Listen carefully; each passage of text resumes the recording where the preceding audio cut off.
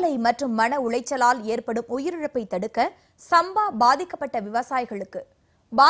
விவசாயிகளுக்கும் விவசாய கூலி தொழிலாளர்களுக்கும் உரிய நிவாரணம் வழங்க வேண்டுமென கோரிக்கை எழுந்துள்ளது. முப்போகம் விளைந்த டெல்டா மாவட்டங்கள் இந்த ஆண்டு ஒருபோக சாகுபடிக்கே வழியின்றி நிற்கிறது.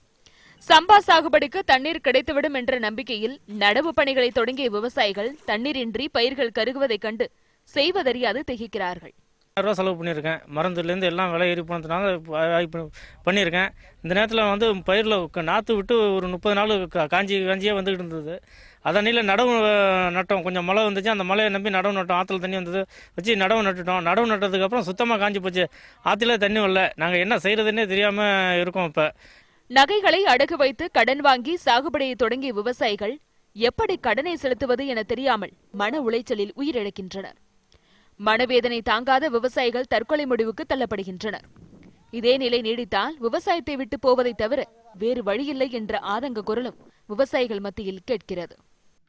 இப்போ இந்த விவசாயம் எங்கள் அப்பா எங்கள் தாத்தா பண்ணிட்டு இருந்த தொழில். நான் வெளிநாட்டை வேலை பார்த்துட்டு இருந்தேன். சரி நாமளும் பார்ப்போமே அப்படின்னு சொல்லிட்டு என்னோட ஒட்டுமொத்த காசையும் கொண்டாந்து இதில் இன்வெஸ்ட்மெண்ட் பண்ணேன். பாருங்கள், அதில் 11 ஏக்கர் நான் நட்டுருந்தேன். இப்போ என்னோட பயிரை பாருங்கள். இதுக்கு யார் காரணம்? நான் ஏன் தப்பா? விவசாயிகள் இளைஞர்கள்லாம் விவசாயத்தை வாங்கன்னு சொல்கிறீங்க நீங்கள். அப்புறம் எதுக்கு எங்களை இந்த மாதிரி சூழ்நிலை உண்டாக்குறீங்க? இதுக்கு இதான் கடைசி விவசாயத்தை முடிச்சிருங்க. இல்லைன்னா நாங்களும் வரமாட்டாங்க. ஏதாவது பொழப்பு திருப்பி மறுபடியும் போய்க்கிறாங்க வேணும்னாலும். 11 ஏக்கர் விவசாயம் பண்ணியிருக்கேன்.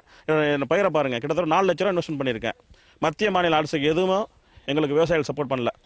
சம்பா பாதிப்பு குறித்து தமிழக உணவுத்துறை முதன்மை செயலாளர் பிரதீப், தஞ்சை ஆட்சியர் அண்ணாதுரை ஆகியோர் வேளாண் அதிகாரிகளுடன் ஆய்வு செய்துவிட்டு சென்றிருக்கும் நிலையில் ஒரு சில இடங்களில் மட்டுமே ஆய்வு நடந்திருப்பதாக விவசாயிகளிடமிருந்து புகார் எழுந்துள்ளது.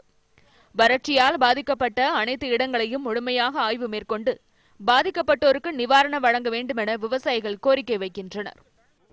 பயிரெல்லாம் தண்ணி இல்லாமல் காஞ்சிட்டு சார். இன்னும் தண்ணி வந்தாலும் பிரயோஜனம் கிடையாது. காஞ்சி போன கடைசி எல்லாமே இறந்து போகிற கண்டிஷனில் இருக்குது. இனிமேல் பயிர் தண்ணி வந்தாலும் மழை வந்தாலும் பிரயோஜனம் கிடையாது. அதனால் மத்திய அரசு மாநில அரசு மத்திய எங்களுக்கு உரிய நிவாரணம் வழங்கணும். அதே மாதிரி இன்சூரன்ஸை எங்களுக்கு கிளைம் பண்ணி கொடுக்கும். நான் கரெக்டாக இன்சூரன்ஸை எங்களுக்கு கிளைம் பண்ணி கொடுத்தாலே போதுமானது. டெல்டா பகுதிகளில் விவசாயம் நாளுக்கு நாள் நலிவது கண்கூடாக வெளிப்பட்டு வரும் நிலையில் இதனை எச்சரிக்கை மணியாக எடுத்துக்கொண்டு மத்திய மாநில அரசுகள் நடவடிக்கை எடுக்க வேண்டும். இல்லாவிடில் அடுத்து வரும் சில ஆண்டுகளில் டெல்டா மாவட்டங்களில் விவசாயம் கேள்விக்குறியாகும்.